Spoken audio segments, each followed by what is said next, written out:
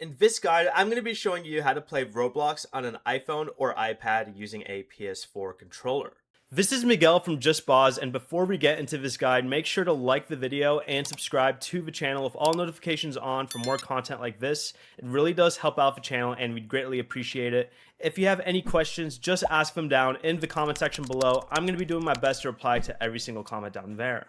First, completely close Roblox if the game is currently open.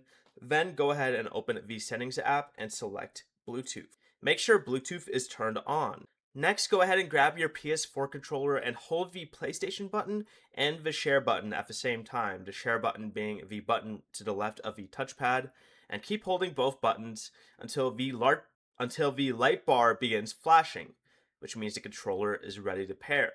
Now check the available Bluetooth devices on your iPhone or iPad. It should be under other devices, and make sure you select DualShock 4 wireless controller and wait for it to connect. But once the controller is paired, you can go ahead and reopen Roblox and join any supported game.